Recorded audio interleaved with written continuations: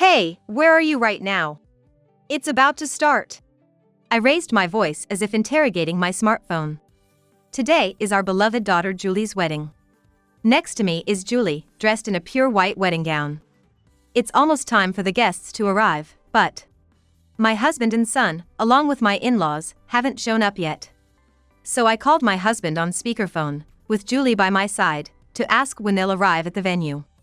Got a last-minute cancellation on a flight yesterday, so we ended up going to Palm Springs for a trip because it was super cheap.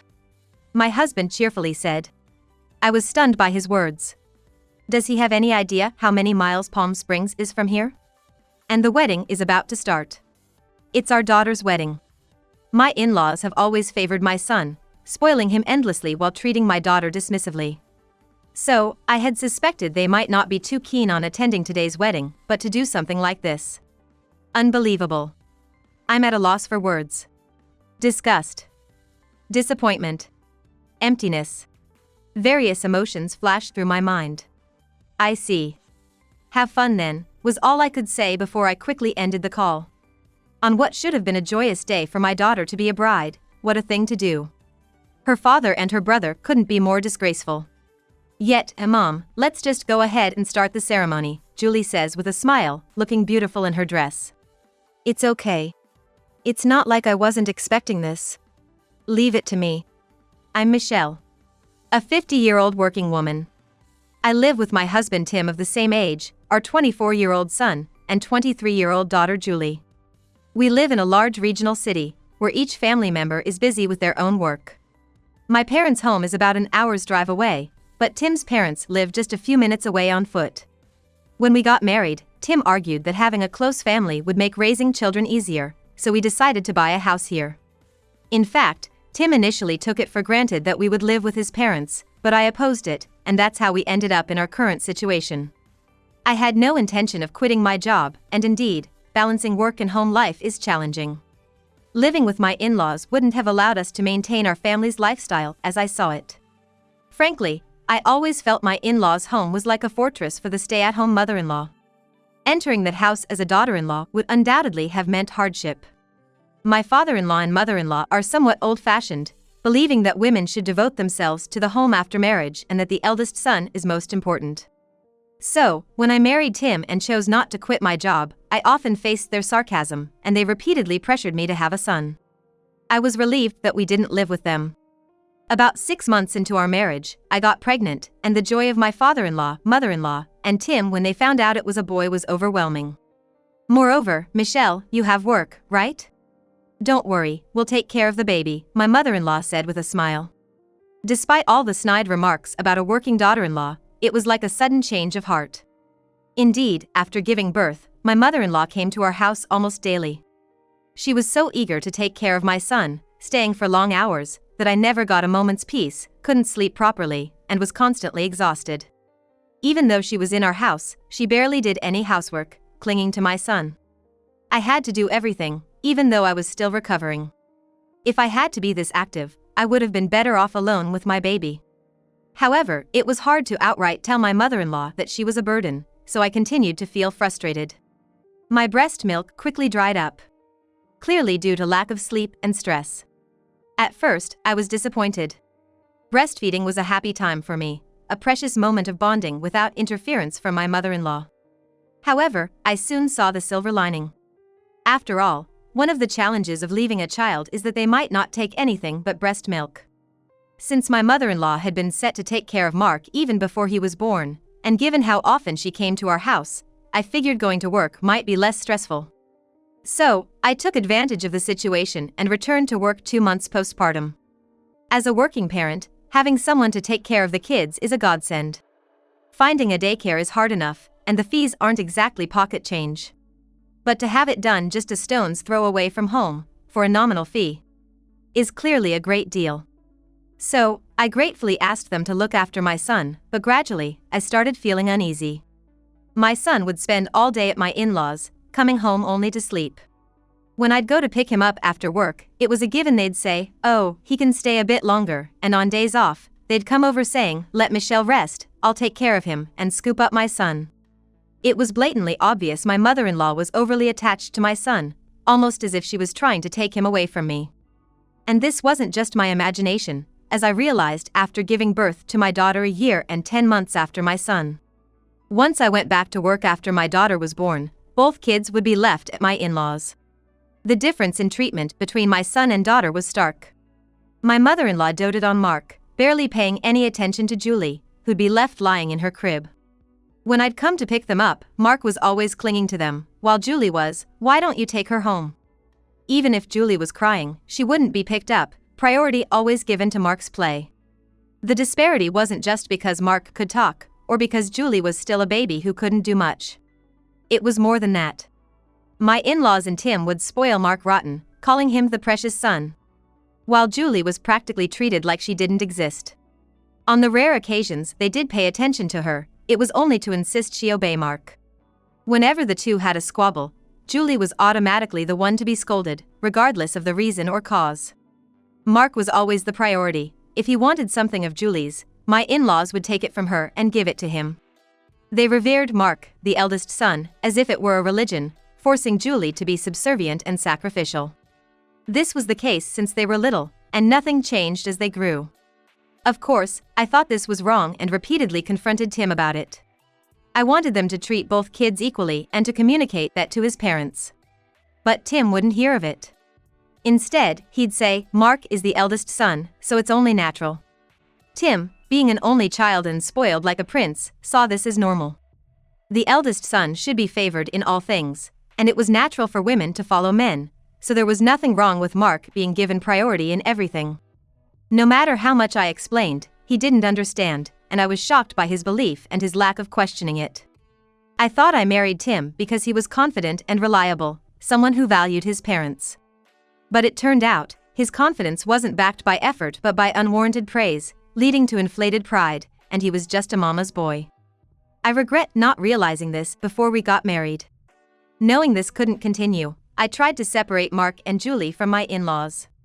I told them we were fine since daycare could take care of them until after work, and actually enrolled them, but Tim went behind my back because his mother wanted to pick them up, and she'd end up taking the kids home during my work hours.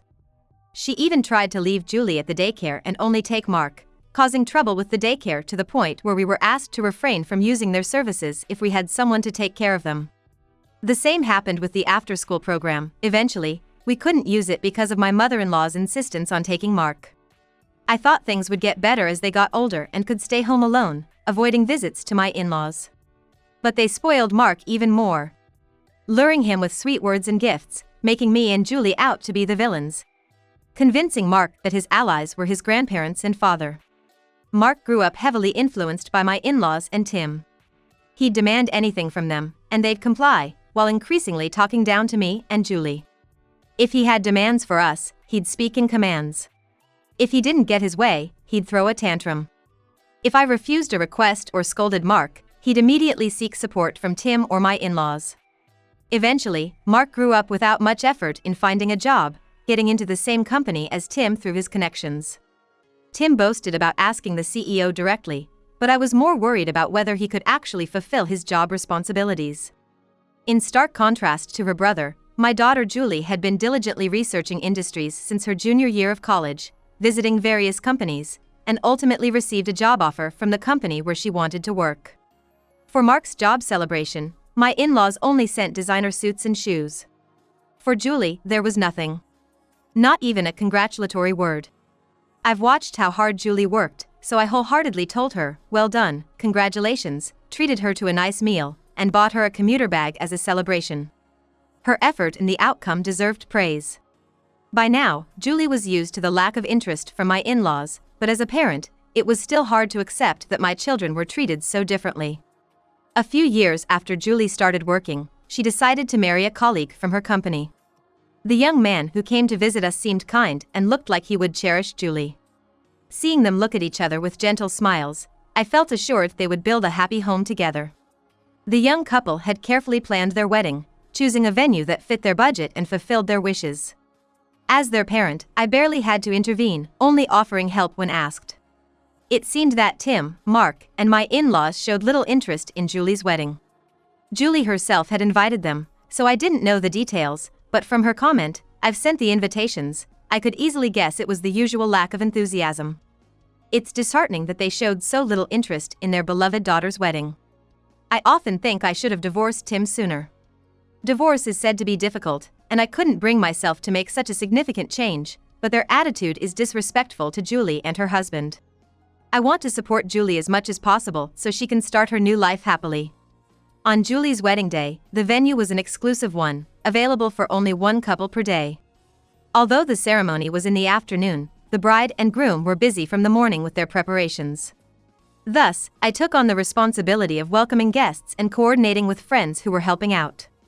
It was the least I could do as the mother of the bride. I was allowed early access to the venue to get ready and familiarize myself with the place. And I was the first to see my daughter in her beautiful dress. Despite the busy schedule, there were many perks to enjoy. However, as the time to welcome the guests approached, there was still no sign of Tim, Mark, or my in-laws. They didn't have specific roles, so it wasn't a problem if they arrived with the other guests. But I had hoped that at least Tim and Mark would be there to help greet them. Mom? Julie, dressed in her wedding gown, approached me in the prep area. Did Dad and the others come? They haven't arrived yet. Should I call them? It was almost time for me to meet the guests. I couldn't help feeling angry that they couldn't even show up for such an important day. I took out my smartphone and called Tim, putting it on speaker so Julie could hear. The phone rang. I was relieved it was at least ringing. Hello? Hey, where are you right now? It's about to start. We're in Palm Springs. What? Palm Springs? Yeah, we found a last-minute flight deal yesterday and ended up going to Palm Springs for a spa trip. Tim sounded cheerful. Yesterday? But today is Julie's wedding. You do realize today is Saturday, right? We've taken Monday off too, so we'll be here until then. Who's there with you? Dad, Mom, and Mark. That Monday off was supposed to be for sending off Julie's in-laws. They live far away and came here for the wedding. We hadn't been able to meet before, so we planned to have lunch and formally say goodbye after the wedding. So you knew what today was and still went to Palm Springs? Well, Mark wanted to go since we got the plane tickets, so we thought, why not? Right, Mark? I heard Julie sigh deeply. That's enough. She looked up, resigned. The conversation had been on speakerphone, so the surrounding staff were already buzzing with the news. With them in Palm Springs now, there was no way they could make it to the wedding. Julie asked a nearby attendant to call the wedding planner, likely to inform them her family wouldn't be coming, to cause such trouble and stress for the bride on her wedding day. Jealous, huh? We're on a family trip to Palm Springs. Tim's voice was high with excitement, and I could hear Mark laughing in the background. It was clear who Tim meant by family. At least Julie and I were not included in that. I felt something snap inside me. Okay. Have fun then, I said and immediately ended the call. It was pointless. I couldn't find the words. Disgust. Disappointment. Emptiness. Various emotions came and went. Mom, we're gonna start the ceremony now, Julie said. Just like that. With the family seats empty. It's okay. It's not like I didn't expect this. Leave it to me. Julie smiled confidently in her beautiful dress. I felt sorry, but truly she was dependable. Julie is my pride. The ceremony went on without the bride's brother, father, and paternal grandparents. There were moments when the groom's side and the guests were visibly unsettled by their absence, but the couple proceeded with happy smiles. Next, we have a letter from the bride, Julie. As the host spoke, the lights dimmed, and a spotlight shone on Julie. Thank you all for being here today, despite your busy schedules, to attend our wedding. Standing in front of the microphone, Julie began her speech in a clear voice, holding the letter. First, I would like to address the empty seats on my family's side. I apologize for the absence of my father, brother, and paternal grandparents. I'm truly sorry, she said, causing the hall to fall into a hushed silence. Those close to me already know, but I've been disregarded by them all my life. I did send them invitations, and they had confirmed their attendance, but they went on a trip to Palm Springs yesterday. They told me just before the ceremony that they'd be enjoying their Monday off there. The revelation stirred the room into a murmur. Understandably so. It was painful to have Julie disclose such a thing on her special day. However, this wasn't unexpected for me, and I thought it would be a good opportunity to share the truth with you all. It's pretty clear who's out of line, right? Julie's attempt to lighten the mood with a bit of humor elicited soft laughter from the audience, somewhat easing the atmosphere. I couldn't help but admire my daughter, who could boldly express her feelings and shape the mood of the room. Despite being raised close to such a father and grandparents, without being influenced by them in the slightest. They always looked down on me and my mother, treating us coldly.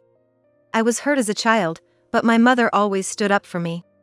Julie looked my way. I thought I was protecting her, but I realize now it was she who always supported me. It was Julie's presence that kept me going. I've prepared a letter, which I finished writing yesterday, intending to read it with no empty seats in my family section. Please understand this as you listen. Julie opened the letter she was holding. Her husband stood beside her, gazing at her tenderly, supporting her. Julie's voice filled the hall as she began to read the letter, expressing gratitude to the attendees and joy at being able to marry. After all the thank yous, I've written about my gratitude that I rarely get to express. Mom, I've watched you juggle work and home responsibilities since I was a child. You've always been there for me, making me never feel lonely. You prepared nutritious, delicious meals and were my go-to for advice on makeup and fashion. You're the most reliable and admirable woman I know. Before I was even aware, my paternal grandparents and dad would often say, "It's a shame you weren't born a boy, or if you're going to be an unwanted child, at least be useful to your brother." But every time, Mom would hug me and say, "Julie is my treasure. Let's find lots of things you love and enjoy them together." Even though you were treated harshly by them, you always smiled to protect me. I'm truly grateful and admire you for that. Thanks to the love you poured into me, no matter how harshly my paternal grandparents, dad, and brother treated me, I never forgot how to enjoy and be kind. I can't thank you enough, and I love you more than words can say. From now on, I will protect you. I will return all the love you gave me, with even more love. The only person I could ever call family was you, Mom. Now that I'm married, my family has grown. Let's enjoy and be happy together, Mom, Julie said, smiling at me, her brightness bringing me to tears. She turned out to be such a kind soul, and all I feel is gratitude. Julie thanked me, but she doesn't know how much strength her presence has given me. I want her to feel a lot of happiness with her husband and the children they'll have someday, expanding her beloved family. I want to tell her that would be the best way she could repay my love. After Julie finished reading her letter, warm applause lasted for a long time. The wedding was reaching its climax, and all that was left for us to do was the final send-off. The newlyweds and their parents exited the venue first, lining up at the exit for the send-off. "Mom, how was my letter?" Julie asked while we were getting into position, following the staff's instructions. I was happy. I have another treasure now. I put all my true feelings into it. Thank you. You're welcome. I was planning to read it in front of those who didn't come today. Right. Julie had mentioned that initially. The letter was written assuming her father and others would be present. I wonder what would have happened if they had actually been there. I had already told his parents everything in advance. I thought there might be some trouble, and I had planned to read this letter from the beginning. Through Julie and her husband, I saw his parents smiling at me. It must have been tough.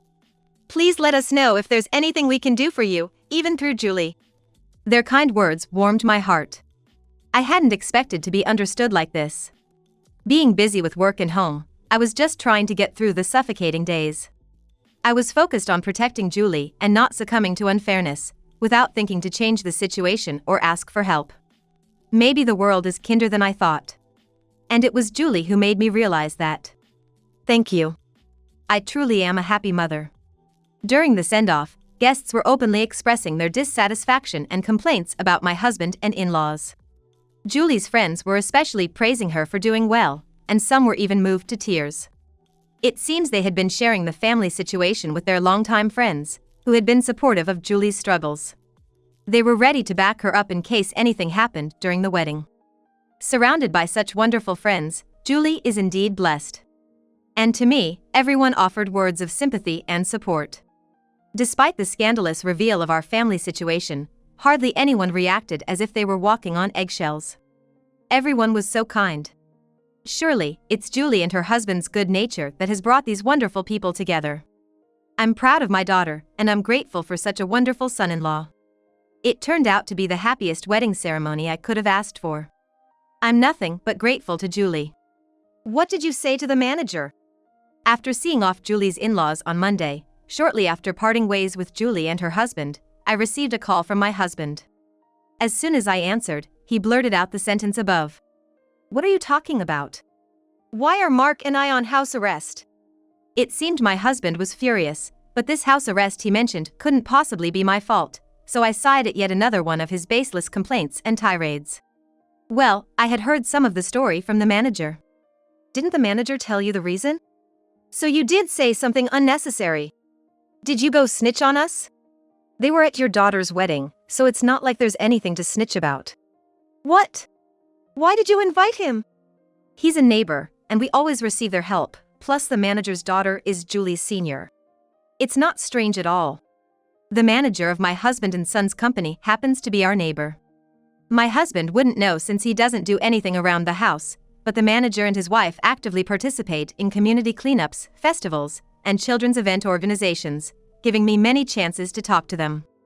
Above all, it was Julie who decided to invite the manager and his wife to the wedding, and she sent out the invitations.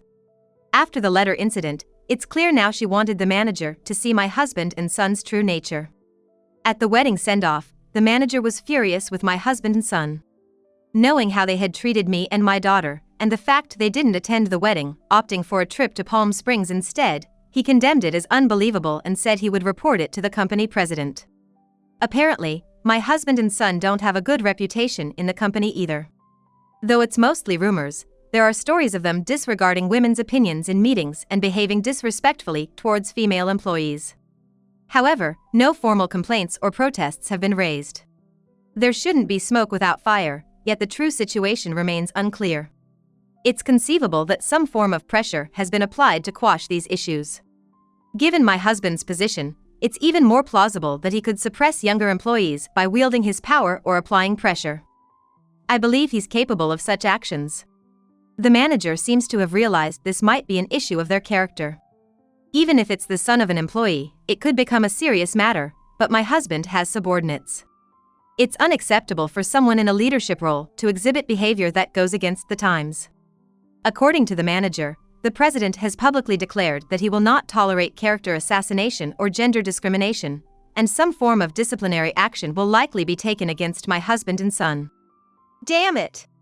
What are we supposed to do now? It's your own doing. What? Who do you think you're talking to? Who else but you? Besides, where are you now? Just got off the plane. And then I get a call from the manager while we're just about to head home. From my husband's words, I deduced it would be about an hour before they got home. I felt relieved that I had decided to pack up and leave. Julie is moving into her new place, and I'm going back to my parents' house. To your parents? I left the divorce papers on the table for you to sign. What? You'll be hearing from my lawyer later. Hey! I hung up without listening to the rest of what he had to say. Julie took action, making the misconduct of my in-laws and husband known. I'm done tolerating. I'm going to live freely and happily. Later, I heard from the manager's wife, who told me about the investigation at the company. It was revealed that my husband and son had often behaved dismissively towards women. Most importantly, after learning about the wedding incident, the president condemned, a person who doesn't value their family cannot be trusted, and my husband and son faced demotions and pay cuts. Truly, they brought it upon themselves. Shortly after the disciplinary actions were taken, my husband called me. All this trouble because of you guys. Once again, he was shifting blame and lashing out. It's so tiresomely predictable. You brought this on yourself. Did you submit the divorce papers? I never said anything about getting divorced. I had anticipated he would be obstinate. Both my in-laws and husband care about appearances. They try to hide anything that might look bad, even resorting to lies if necessary. But this time, it's futile. The neighborhood already knows about the wedding incident, as told by the manager's wife. I'll be consulting with a lawyer, and there's no option but to divorce. You'll also be paying alimony. Alimony? Why? You owe me for years of emotional distress. I don't have that kind of money. Even though you're working? We had split the household finances, with my husband covering the house-related expenses and me taking care of daily expenses like food. I had no idea how much he had saved, but considering his salary and our dual income setup, claiming he couldn't pay was unthinkable. It seems, however, that he had been squandering any available funds on things like a new car for my son, expensive suits, and taking my in-laws on trips. So, he wants to rely on my earnings even more by avoiding divorce. Not a chance. Michelle, reconsider the divorce, will you? It's creepy. What? I will definitely get a divorce. And I will get the alimony. Be prepared. With that, I ended the call. It took some time, but the divorce was finalized without issue, and I managed to get the alimony. When we conveyed through the lawyer that we were ready to take it to court if he didn't agree to the divorce, he quickly agreed to a settlement divorce. He probably thought dragging it out to court would look bad. Interestingly, my husband and son felt uncomfortable at the company and eventually resigned on their own. My husband is now juggling part-time jobs to cover living expenses and alimony, but there's a limit to what he can earn, so they're selling the house and moving in with his parents, along with my son. Spoiled endlessly and with nothing but high pride, my son, looked down upon by his colleagues and ridiculed by friends, has become reclusive, not working, and shutting himself in his room. The downfall of their proud son and grandson has shocked my husband's parents, leaving them bedridden from the shock. In every aspect, they've reaped what they sowed. Julie is currently pregnant and soon entering her final month. I'm looking forward to the day my grandchild is born. Julie mentioned it seems to be a boy, but she's adamant about not letting my husband and his family meet or even know about him. This, too, is a result of their own actions. As for me, initially, I stayed with my parents, but now I've rented a condo close to my workplace and am living alone. Having free time has allowed me to start going to the gym, and Julie and her husband visit me quite often. I'm leading a fulfilling life, and every day is enjoyable. My life is still full of many more happy moments to come.